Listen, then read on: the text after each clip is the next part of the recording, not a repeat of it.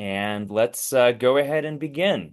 So, good morning, everyone. If you are in Denver and if you're joining us from elsewhere around the world, hello. Thank you for being with us. My name is Joshua Furman. I'm the director of the Rocky Mountain Jewish Historical Society at the University of Denver, and we're very excited to present today's program. For nearly 50 years, the Rocky Mountain Jewish Historical Society has worked to preserve and promote Jewish history in Colorado and the Rocky Mountain West. And we do so in close partnership with our colleagues at the Beck Archives of Rocky Mountain Jewish History, led by curator David Fassman, who's joining us on today's call. And we recently introduced an initiative to offer a competitive research fellowship to scholars and creative thinkers who are interested in exploring the history of Jewish life in Denver, in Colorado, and in the West through the vast collections and resources at the Beck Archives. And this morning, I'm proud to welcome one of the inaugural recipients of this fellowship, Dr. Irina Rabinovich of the Holon Institute of Technology. Before I formally introduce our speaker and we begin the program, just a couple quick Zoom etiquette reminders. This program is being recorded. Please do keep yourselves muted for the duration of the program until we get to the question and answer portion following Dr. Rabinovich's remarks. You can either type a question into the chat window for our speaker to address, or if you prefer, you can raise your digital Zoom hand and I will call on you to unmute and ask your question. Dr. Irina Rabinovich is a senior lecturer in the English language department at the Holon Institute of Technology in Israel. Her research focuses on the representation of women, especially Jewish female artists, in 19th century British and American literature. She has published numerous articles in various academic journals and presented papers at British, Jewish, and American literature conferences. The title of her presentation today is Voice, Virtue, and Breath, the Moral Poetics of May Arno. Please join me in welcoming from Israel, Dr. Rabinovich. Thank you very much, Josh, for the introduction. I hope you can see. Can you see my presentation? Yes? Right. For some reason, I cannot see it. Okay, share. I can see you, but I cannot see the presentation. Something happened. Okay, right. Right now I can see that. Right. Okay. So first of all, thank you very much for coming to my lecture. Good morning for everybody in Denver. Good evening to you. I have a few colleagues here I can see on Zoom from Israel, from my department, so thank you for joining. Today, I would like to introduce to you a writer who has almost disappeared from literary history, despite an extraordinary career as a poet, educator, actress, performer, and public intellectual. May Arno, also known under several names, including May Arno Schwat, was born in the Russian Empire in 1879 and spent most of her creative life in the United States. Although she published poetry, fiction, journalism, translations, and educational writings, she has remained almost entirely absent from discussions of Jewish American literature and modernism. My paper argues that this absence is significant because Arno offers us a different understanding of what modernism could be. Rather than celebrating fragmentation, ambiguity, and alienation, Arno develops what I call an ethical modernism grounded in breath, voice, discipline, and responsibility toward others. Drawing upon Jewish ethical philosophy, feminist theories of voice, and newly recovered archival material, and I would like to thank very much Josh and David and Selena for inviting me and for letting me find. This was a huge surprise for me to find, so much material, and they welcomed me really as family in Denver. So this whole process of researching, writing, finding was so pleasant and nice and friendly. So I acquired, I say, a new family in Denver. So so this newly recovered material, I argue that breathing and our work is never simply biological. It becomes an ethical act, a mode of relation, and ultimately a way of imagining moral community. In today's presentation, I will introduce Arnaud's historical context before examining two early short stories, her poetry collection entitled Grains of Sand, and finally her educational philosophy. My aim is to demonstrate that Arnaud transformed breath into an ethical practice that connects artistic expression, Jewish moral thought, and feminist understanding of voice. So a big question when we recover writers, when we recover materials from archives, okay, is why? My question is why recover May Arno, why she is important. So before discussing, as I said, the literary texts themselves, it's important to explain why she deserves a new scholarly or renewed scholarly attention. Like many Jewish women writers of the early 20th century, Arnaud gradually disappeared from literary history despite maintaining a remarkably active public career. I don't want to go to reasons why, okay? There is lots of research, right? Talking about why some of the very famous at the time and prominent figures, especially women, disappeared from the canon. Archival materials reveal a woman who was simultaneously a poet, actress, music teacher, dramatic coach, lecturer, translator, and organizer of public performances. Rather than treating these activities separately, I suggest they should be understood as components of a single ethical vision. What immediately struck me during my archival research was the consistency of her intellectual concerns. Whether she was writing poetry, directing theatrical performances, or teaching students how to project their voices, Arnaud continuously emphasized discipline, composure, clarity, and responsibility toward others. This observation encourages me to reconsider the place of Arnaud within literary modernism. Yes, and as I said before, modernism, we usually associate modernism with rapture and irony, but not for Arnaud. Her response to modernity followed a different trajectory. Instead of celebrating dissonance, she argued that artistic discipline itself would become an ethical practice. Consequently, recovering Arnaud expands our understanding of both Jewish American literature and feminist modernism. She demonstrates that clarity, attentiveness, and artistic restraint may constitute innovative aesthetic strategies. So I'll move to some pictures here of May Arno here, okay, while living in Denver. Here she is in the middle of the picture. You can see with a hat and glasses. It's a clip from an Yiddish, okay, newspaper dated, oh, this is from the archives, right?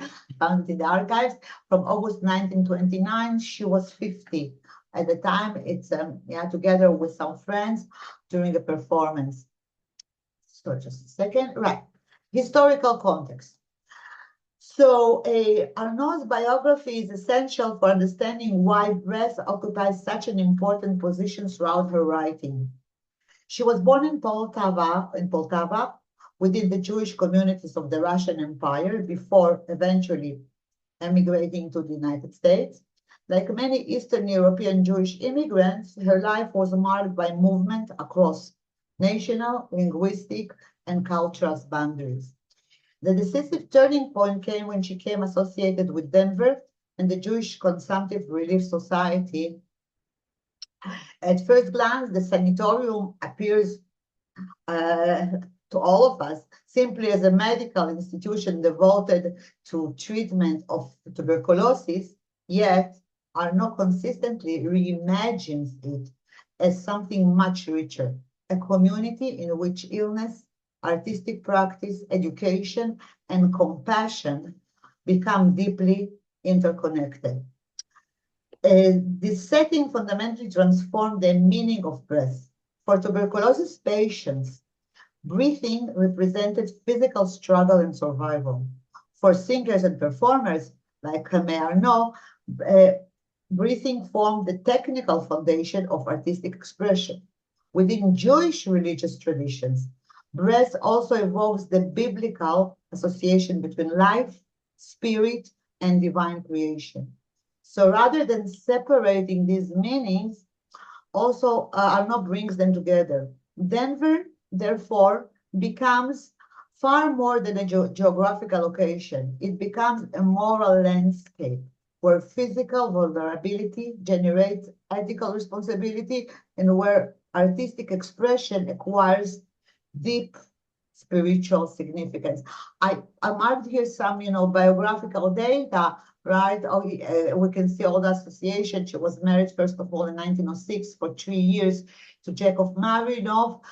They divorced 3 years later. They still were in contact later. He went to New York and he was a performer. He was a Yiddish theater producer. But okay, interestingly enough, she very soon she married Dr. Hermann Schwartz, who was the medical superintendent of JTRS. So he served there from 1910 to 1915, but they were married longer. The couple had no children. She traveled a lot, performing and teaching in New York, but her base was Denver. So if you want to ask some other questions later, I'll be happy to answer about her biography. I didn't want to overload the slides.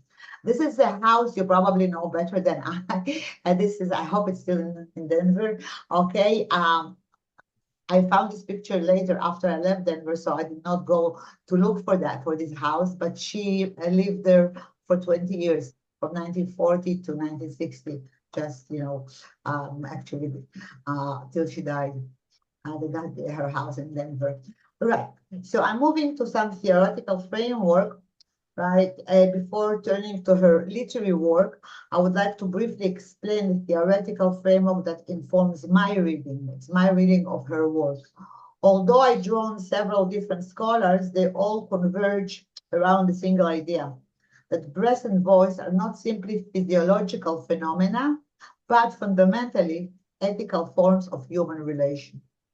The first major influence for me is Emmanuel Levinas. Levinas argues that ethics does not begin with abstract philosophical principles of moral rules. Instead, it begins with our encounter with another human being. The vulnerable presence of the other, and in this case, we are talking about patients. Yes, in the sanatorium, in May Arno case, calls us into responsibility before we have time to formulate ethical judgment. In Arno's work, the Levinas encounter repeatedly occurs through scenes of illness, suffering, and attentive listening. Her characters, the characters in her stories, become ethical subjects because they respond to another person's vulnerability. The second important theoretical perspective comes from Adriana Cavallero's philosophy of voice. Cavallero challenges philosophical tradition that privilege language, meaning, and abstract reason. Instead, she argues that every human voice expresses the uniqueness of an embodied individual. Voice is therefore relational before it is linguistic. We encounter another person's humanity not simply through what they say, but through the singular sound of their voice. This insight is central to Arno's fiction and poetry, where singing, breathing, recitation, and musical performance continually become moments of ethical encounter. The third important influence theoretically on my paper is from Michael Fishban's work on Jewish theology, particularly his concept of sacred attunement. Fishban argues that Jewish ethics depends upon cultivating attentiveness, learning to listen carefully to others, to tradition, and to the moral demands of everyday life. This emphasis on listening resonates strongly with Arnaud's repeated portrayal of characters who discover ethical responsibilities through act of careful attention. Finally, I draw upon the Musar tradition of Jewish ethical thought. Musar understands virtue not as an abstract ideal, but as a daily discipline. Qualities such as humanity, patience, compassion, and menuchat nefesh, inner composure or tranquility of the soul, I'm translating, must be cultivated through continual practice. This framework is particularly helpful for understanding Arnaud poetry and pedagogy, where breathing exercises, the rhythmic verse, and vocal discipline become forms of ethical self-cultivation. Taken together, this theoretical perspective allows me to reinterpret breath itself. Breath is no longer simply a biological function that sustains life. It becomes a foundation of voice. Voice creates relationship. Relationship generates ethical responsibility. Throughout Arnaud's fiction and poetry, it functions simultaneously as physiological reality and as aesthetic principle. So a little bit about Jewish ethical traditions, about breath, spirit, and moral formation briefly. Having established the philosophical framework, I now turn to the specifically Jewish traditions that deepen our understandings of breath. In Hebrew, the word ruach means breath, wind, spirit, and divine presence. These meanings are intentionally interconnected. Breath is never merely physiological, the sign of life and humanity's relation with the divine. The idea is introduced in Genesis 2:7, where God forms Adam from the dust of the earth and breathes into his nostrils the breath of life. Breath is therefore the first act of relation. Human life begins not through independence, but through receiving breath from another. A closely related concept is nefesh, soul. Rather than referring to an immaterial soul, nefesh describes the living person as an integrated unity of body, breath, and moral identity. This holistic understanding resonates strongly with Arnaud's refusal to separate physical illness from ethical experience. Fishban extends this biblical tradition through the concept of sacred attunement. As I said before, ethical life begins through attentive listening to God, to tradition, to other human beings. This emphasis on attentiveness appears repeatedly in Arnaud's stories. Finally, Musar. The Musar tradition understands virtue as something cultivated through repeated daily exercises. Qualities such as patience, humility, gratitude, compassion, and menuchat nefesh, inner composure, are developed through disciplined practice rather than by abstract belief. So Arnaud adapts these traditions in a distinctly modern way. Instead of presenting them as theological doctrines, she translates them into literature. Breathing, poetry, music, teaching, and listening all become secular practices through which ethical life is formed. This Jewish ethical framework helps us explain why breath occupies such a central place throughout her fiction and poetry. Why tuberculosis matters, okay, in the context of May Arno, it's not just, the sanatorium. Before turning to her literary work, it's important to understand why it matters. It's not simply because she lived in Denver or knew tuberculosis patient or was married to the superintendent. Rather, tuberculosis fundamentally shaped the cultural world in which she wrote. At the beginning of the 20th century, tuberculosis was often called the White Plague. It claimed millions of lives across Europe and the United States and remained one of the leading causes of death until the development of antibiotics in the mid-20th century. Because no effective cure yet existed, treatment relied primarily on rest, fresh air, sunlight, or nutrition, and carefully regulated daily routines. Patients frequently spent months or even years in sanatoria, making these institutions important social and cultural spaces as well as medical ones. So Denver became one of the principal destinations for tuberculosis patients because of its dry climate and mountain air. Jewish philanthropic organizations established institutions such as the Jewish Consumptive Relief Society, where treatment extended beyond medicine. Patients attended concerts, theatrical performances, lectures, and religious services, while education and community life formed part of the healing process. Illness was therefore experienced collectively rather than privately. This context profoundly shaped Arnaud's literary imagination. The sanatorium appears throughout her work not simply as a place of suffering, but as a community of ethical encounter. Here, patients learn to care for one another, to listen attentively, and to recognize shared vulnerability. Compassion emerges not through heroic acts, but through the ordinary practices of accompaniment, conversation, and mutual presence. Tuberculosis also transformed the symbolic meaning of breath. For healthy people, breathing is largely automatic and unnoticed. For tuberculosis patients, however, every breath requires conscious effort. Respiration becomes fragile, uncertain, and precious. Breath is no longer invisible. It becomes something that is heard, measured, feared, and deeply valued. This altered experience of breathing explains why breath acquires such extraordinary significance in Arnaud's fiction and poetry. It is simultaneously physiological, artistic, and ethical. Breathing enables speech, singing, prayer, and poetry, yet it also reminds individuals of their mortality and dependence upon others.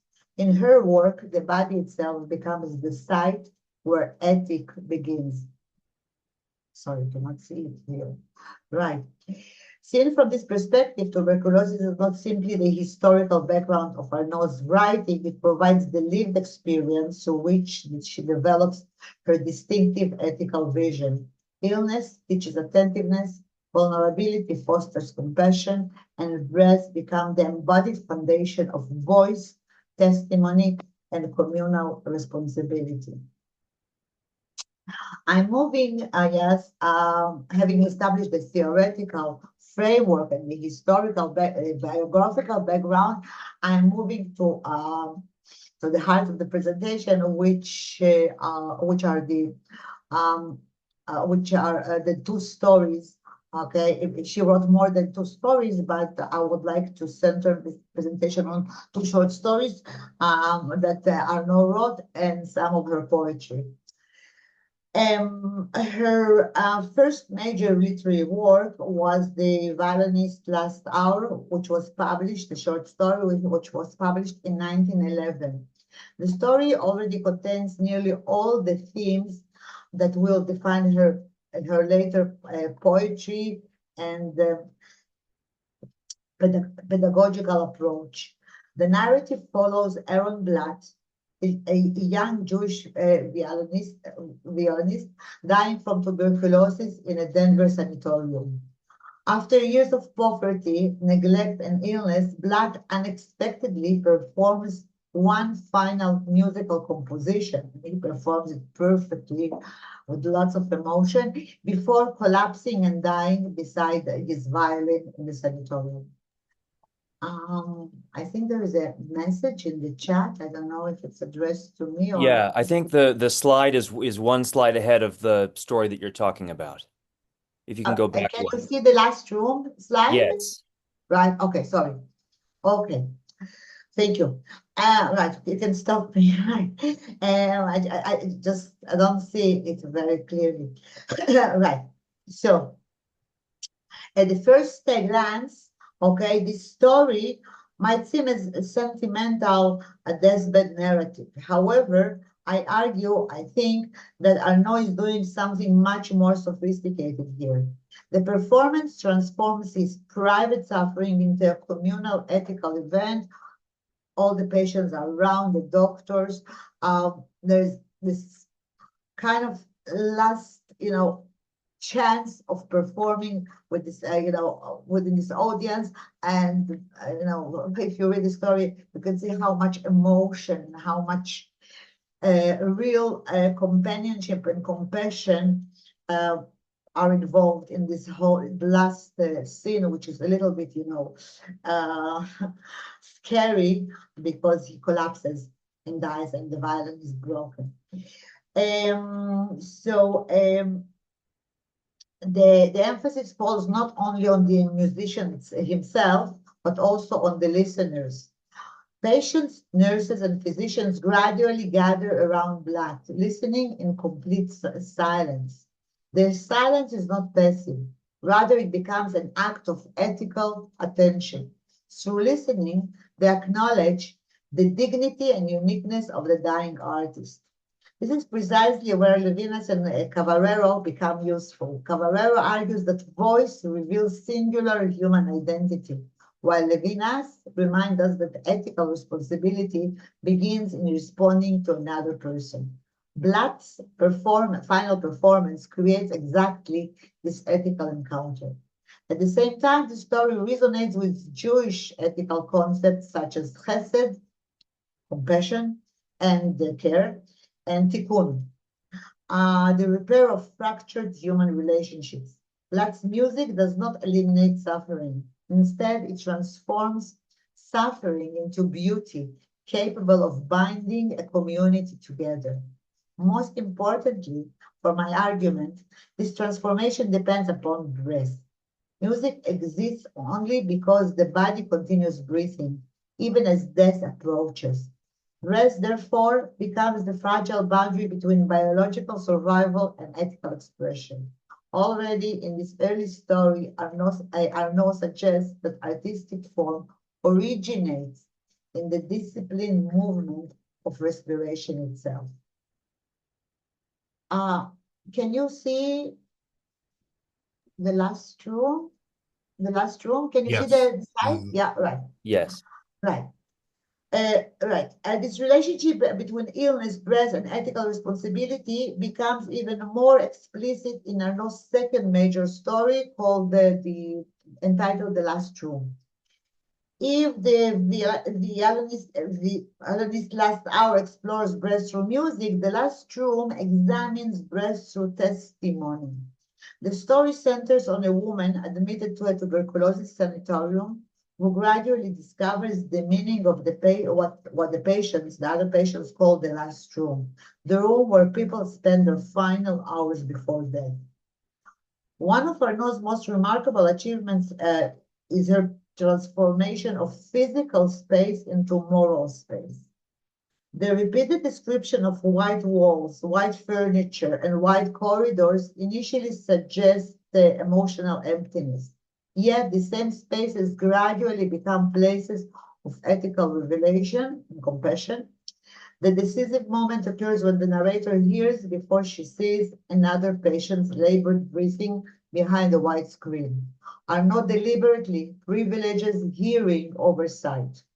Ethical responsibility begins not through visual recognition, but through attentive listening. This is why breath becomes so important. The sound of difficult breathing forces the narrator, and by extension, the reader, to acknowledge another person's vulnerability. By the conclusion of the story, the narrator vows that she will cry aloud in order to warn others. This declaration transforms breath into testimony. Speaking becomes an ethical obligation rather than portraying illness as a private tragedy, are now presented as foundation for communal responsibility. The survivor has the obligation to bear witness. We should also notice how Arno redefines feminine agency. Instead of presenting a passive female invalid, she creates a woman whose voice acquires ethical authority precisely because she has experienced suffering. The consumptive body becomes not an object of pity, but the source of moral knowledge. So the ethical insights dramatized in these two stories become systematic in her poetry. And there's no poetry collection, Grain of Sand, where breathing itself becomes a daily spiritual discipline. While I wasn't, when I visited the archives, right, I somehow found that she published, I read somewhere, okay, just one sentence, that she published a book called The Grains of Sand, right, but obviously it was not republished, okay, and David was so kind to bring it for me from the other library. What was interesting when we opened the book together is that this was the third edition. The 1933, the one I held, the one that their library has, is the third edition, and there was two previous editions, one in 1931 and a year later in 32. So we can assume that the book was popular. Okay, we don't know how many copies were published in the first, second edition, but still, if it went year after year through three editions, we might, understand that it was quite a popular book, but it disappeared. We cannot find it anywhere. Okay, I was lucky to get it from the library, from the archives. And when I opened the book, there was a reader card, and just apparently one person borrowed it, probably the church card. The last person or the only person who borrowed this book from the library, okay, it was in September or October 1960. Okay, so since then, for the last 66 years, nobody probably read the book.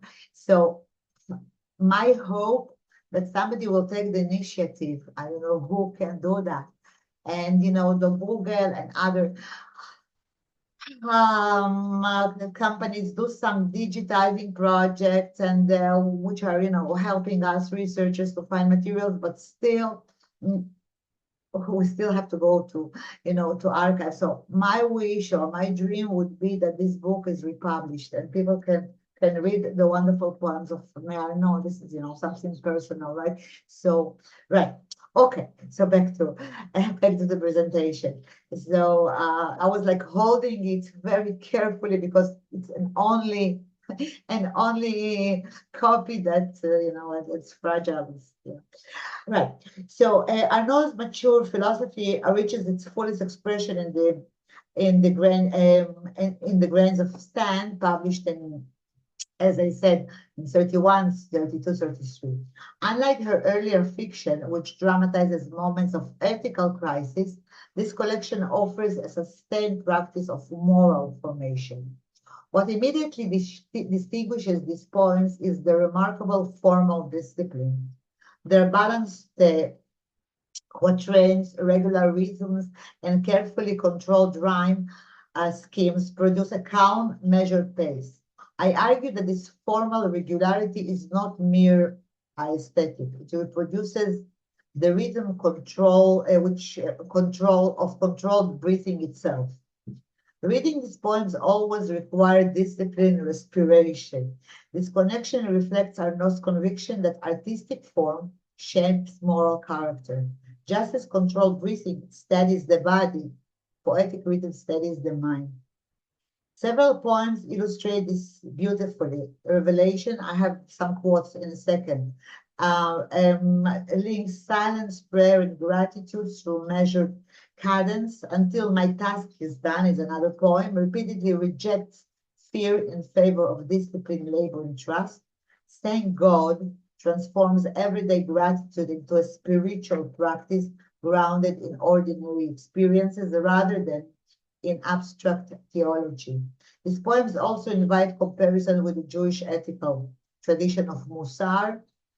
I spoke about it, Musar that teaches patience, humility, and inner composure.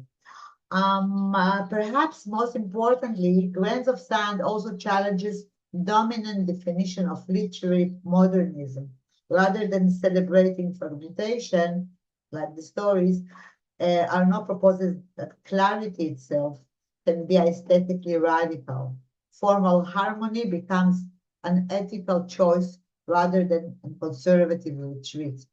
So her poetry expands our understanding of modernism by demonstrating that innovation can emerge through composure rather than disruption.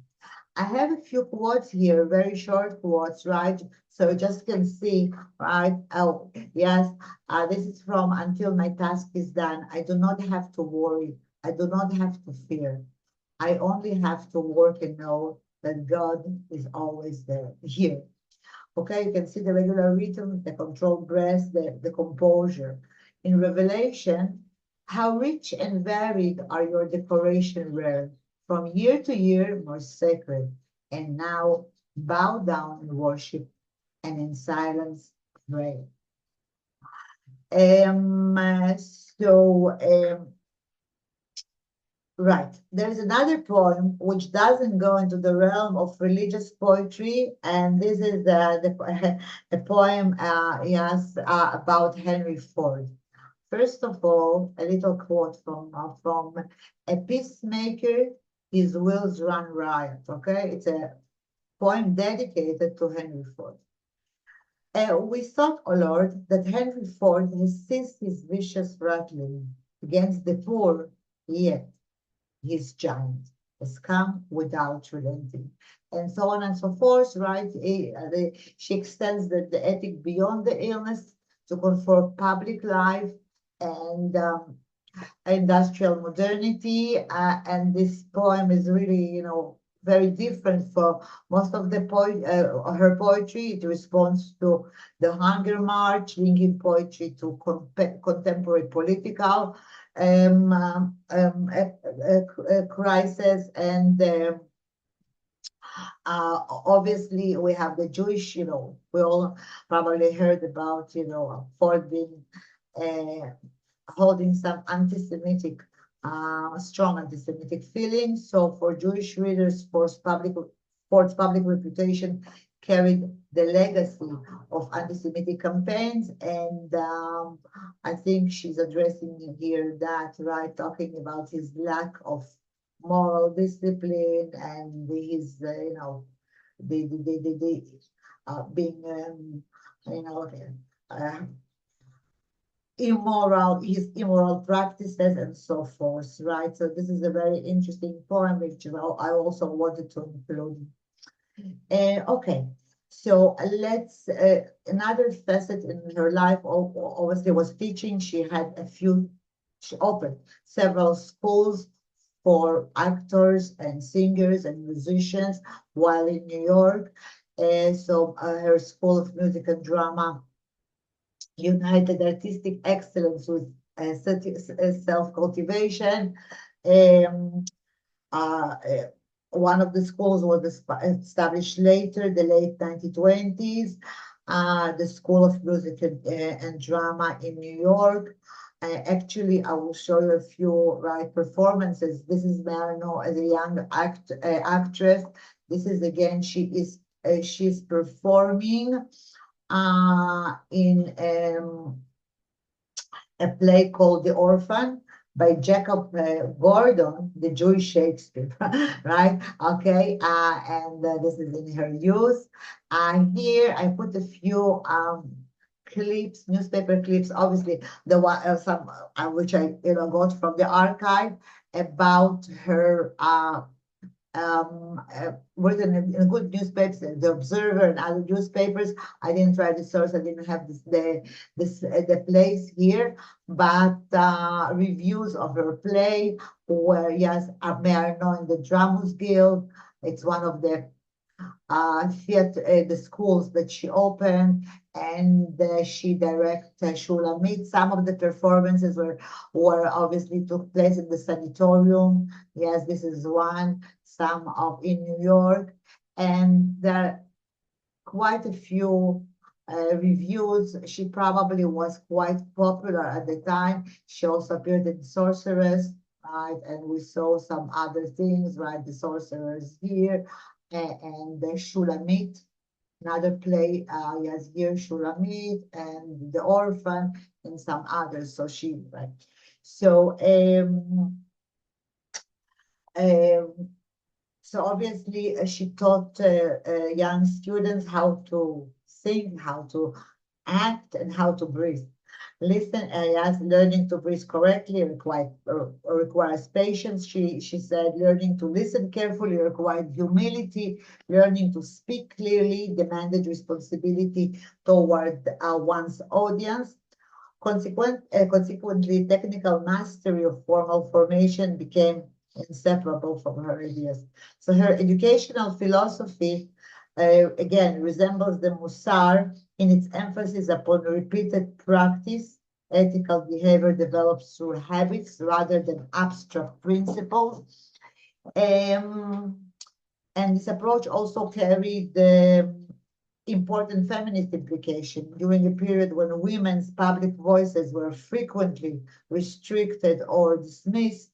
Arno's classrooms helped students develop confidence and authority through disciplined speech. Voice became both artistic achievement and social and feminist empowerment.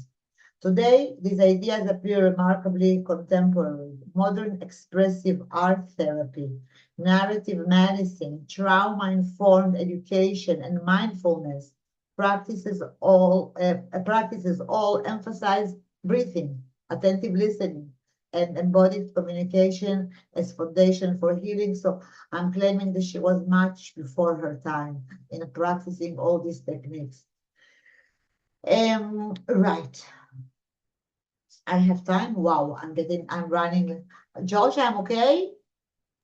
Yeah, let's say 5 minutes. 5 minutes, right? Thank you. It always happens to me, right? Though I practice.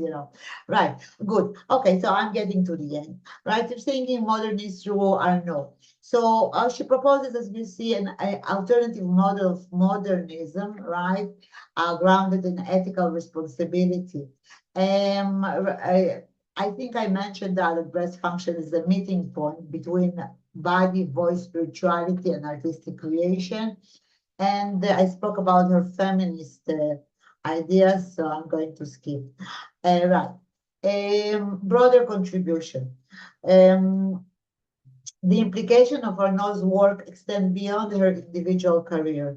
First, her recovery enriches Jewish American literary history by restoring a figure whose contribution crossed literature, music, education, journalism, and civic life. She reminds us that Jewish cultural production in America developed not only through novels and poetry, but also through teaching, performance, and community engagement. Second, Arnaud expands feminist modernism, and I spoke about it. Third, this research illustrates the importance of archival scholarship. Again, thanks to the people in Denver. Many women writers disappeared not because of their work lacked value, but because literary history privileged different genres, institutions, and aesthetic ideals. Recovering an Arnaud, therefore, also challenges the methods by which literary canons are constructed. Finally, Arnaud ideas remain remarkably contemporary. Current research in narrative medicine, trauma studies, and expressive arts repeatedly emphasizes attentive listening, breathing, and embodied communication as essential components of healing. Arnaud anticipated many of these developments. Her work, therefore, belongs not only to the history of literature, but also to ongoing conversation about ethics, education, health, and community. I'm concluding. I would, throughout her work, breathing, I'm back to breathing, never remains merely physiological, it's ethical practice. Her fiction shows how suffering becomes meaningful through attentive listening and compassionate witness. Her poetry transforms control breathing into daily discipline of gratitude, patience, and moral composure. Her educational philosophy teaches that learning to breathe and speak well is simultaneously learning to care for others. Taking together these different genres reveal a remarkably coherent intellectual vision. Recovering May Arno, therefore, changes more than the biography of one neglected writer. It invites us to reconsider the history of modernism itself. Alongside the familiar narratives of fermentation and delusionment, we can now recognize another modernist tradition of discipline form and relational responsibility. Thank you very much for listening. Thank you, Irina, so much. That was a fantastic presentation, and you've not only um, I think brought new life and energy and interest into the work of May Arno, but brilliantly demonstrated the depth and breadth of what's available here in Denver at the Beck Archives on the DU campus. So many stories, so many fascinating figures to uncover and to recover. So we have about 10 or 15 minutes for questions. And we can take questions in two ways. You can type a question into the chat window in Zoom.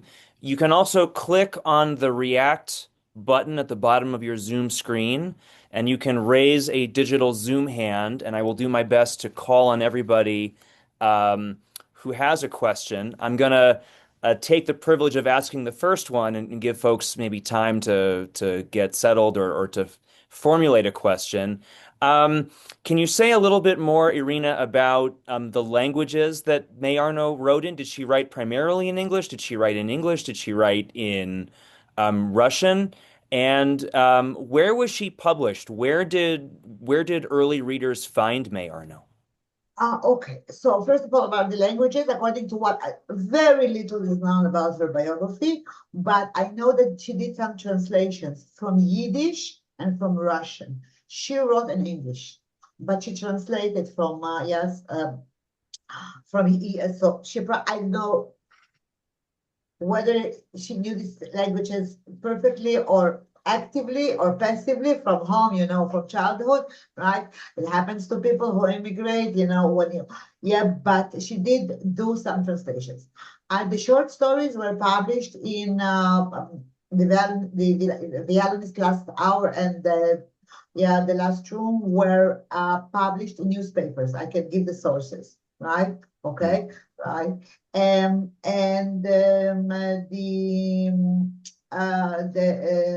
the book of poetry, the Grains of Sand were published in Colorado, okay, by a publisher. Also, I can provide all the sources, right? Okay, so. But she did have, I know that she did have students, Russian immigrants to America in New York. Some of her students were Russian, some probably spoke Yiddish. So I assume, I may assume that she could teach them. And her first husband was, as I said, an Yiddish actor and producer. So I Mm. assume that Yiddish was, her second language. Okay, Jeannie, longtime director of the Rocky Mountain Jewish Historical Society and Beck Archives. Go ahead, please, Jeannie. Thank you. Thank you, Irina, for your presentation. I have some context to give you more than a question. I don't know if you realized that May Arno was the sister of Jenny Charsky Spivak. I So, know. so first of all, Arno was her stage name. So Yeah, she was a Charsky, then a Marinov, then a Schwat. right. Dr. Spivak was the co-founder and kind of the guiding genius, I would say, of the JCRS. And so a lot of the ideas you've talked about, this responsibility, many of those were really brought in by Dr. Spivak. And I think she was influenced by Dr. Spivak. By the way, her sister, Jenny, also wrote poetry. I know. And I think the books in Denver are self-published, not by a publisher, but they're printed in Denver. So I'm not sure. And Marinoff was actually did public relations for the JCRS and what they called propaganda, what we would call public relations. So there are all these different threads running in. But what made the JCRS so, I would say, forward-thinking and unique is it brought the feeling that to heal, one had to feel totally comfortable in their environment. And so I think that's why there's the emphasis, not just on entertaining, because they saw plays, literature. Yeah. They really tried very much to make them feel comfortable Jewishly. And so there were mostly vast majority Eastern European immigrants who came in the early years to the JCRS. They were not all observant by any means, but they valued Jewish culture in many ways. So Yiddish was spoken very prominently there and was valued. Kosher kitchen from the beginning, synagogue, holidays, etc. So I think Jenny and May were very close. I don't know if you were able to see that there are some letters in the collection from May to Dr. Spivak because I couldn't, sorry, I couldn't do explain the one. everything, So, right? she also had a nephew, right, Jenny's son,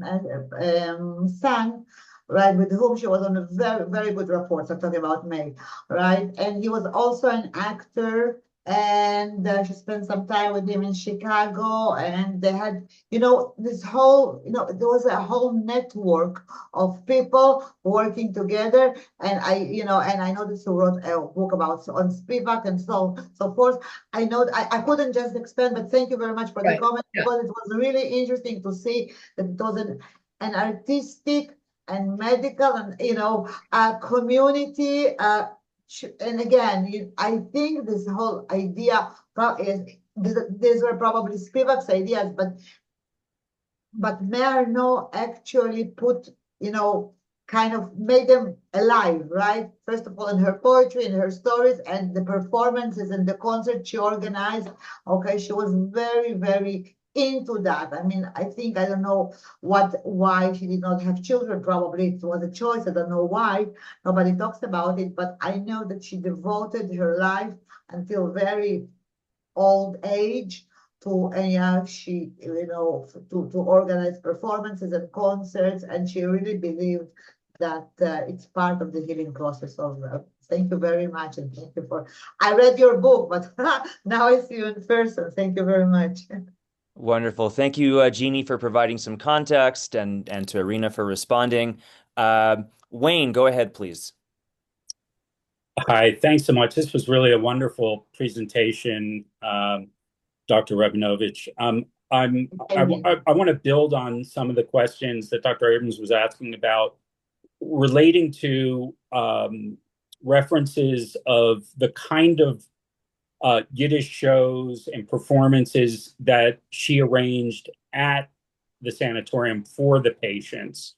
So it totally makes sense where you went in describing the works of fiction that she created later. But as I understand, at some point, she was actually organizing with the staff of the facility performances for the patients. And I'm curious if you learned about what any of those performances were. Yes, I showed actually the presentation, right? Just a second, if I can share it again. Can you see that? Can you see the presentation? Not yet. Now we can. Yeah, now you can. Okay, right. So there are some newspapers, reports, or clips, or whatever were here.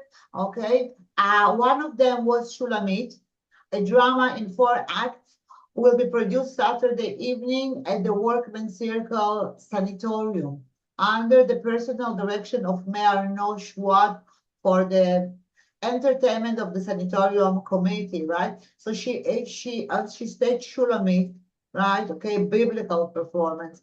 Okay, the sorceress and some others. I have some. Yeah. Okay. This play was given in Yiddish, right? This is the sorceress on the right side. If you can see, May Arno play given in Yiddish for the benefit of war sufferers in the New Lyric Theater, right? So she went a lot to Jewish sources, right? In another one, in this picture, you can see that, yeah, this was a play called The Orphan. Okay, what made me laugh was by Jacob Gordon, the Jewish Shakespeare. Okay, right. This is yeah. So many of the plays had Jewish right connections. People could identify right. I don't know exactly like who wrote this one, the Shulamit play, right? Okay, but I don't know if I answered your question, but Yeah, there is a long list of plays. If you send me an email, I can give you a list of plays that were performed at the sanatorium and also by the Guild of Actors that she organized while in New York in her school with her students. that's great. One just follow up. One of those letters in the archives is from Dr. Spivak thanking her for a donation of a croquet set, presumably for children as an activity that sort of caught my attention. And I was wondering if you could, given her subsequent work in art education with children and teaching voice and opera and other things that she was doing, did you come across any specific stories or information about her relationship with children, children patients? I know the violinist was maybe 21, 22 Yes, years old, but I'm right. curious in that period what her No. interaction might have been with children. No, this is a very good question. I think probably we should look at it in the archives. I have not seen much or right, young people, yes, but not specifically with children. I believe though, right, that her students in New York were young people. There is some reference to youngsters. And again, as I said, she was I don't know if a teacher, but an instructor of her nephew, okay? Her sister's son, who became an actor. So probably that. But I specifically, activities directed just for children, okay, or small children, okay, I couldn't find anything. Okay, thank you. Thank you, Wayne, for that question. I think, there are so many reasons why this presentation and your research, Irina, are so rich. When we tell the narrative of Denver Jewish history, we usually start at the end of the 1850s and 1860s, and we talk about the gold rush and the mining boom. And then we talk about the history of tuberculosis treatment. And so Denver in Jewish history is a place where, Jews came seeking their fortunes. It's a place where they came seeking a cure. But we don't often think of Denver as a kind of hub or home for cultural production. And I think one of the things that your research is helping to uplift is the idea that Denver actually was this profoundly rich center of Jewish cultural activity, poetry and theater and music. And that aspect of our history often gets overlooked. So thank you for that. Thank you so much for the presentation. Thank you for spending time here in Denver. We look forward to following Just your research and publications from here. Thank you very much. I just one sentence to add to what you said, Josh. I didn't have time still, not yet. My visit was in October, and I was writing this paper. It took me several months, but I really want to go into. I have a list of people, of quite important writers, Jewish writers, and playwrights as well, poets who lived in the sanatorium at the time. And it would be interesting for people who probably, would like to continue this research, or probably I can do it as well, to see what was written by these people, right? Okay, these patients while they were there. Probably also, it's another archive work or some other kind of work. They mentioned May Arno, Probably they mention her as an inspiration. Probably, you know, Denver becomes another site for cultural life, not just for May Arno, but all these people who stayed there for months or years. So this is probably the next step in the research that people should take, and you know, to show Denver as, you know, this hub of cultural life and Jewish continuous activity. Thank you very Wonderful. much. Thank Well, you very Irina, much. you know you're always welcome back here. We'd love to have you return. Thank you very much. On behalf of the Rocky Mountain Jewish Historical Society, the Beck Archives, and the Center for Judaic Studies here at the University of Denver, thank you so much for joining us today for this presentation. Thank you so much to Dr. Rabinovich and to my colleague Ingrid Wire, Program Manager for the Center for Judaic Studies, for managing our Zoom room.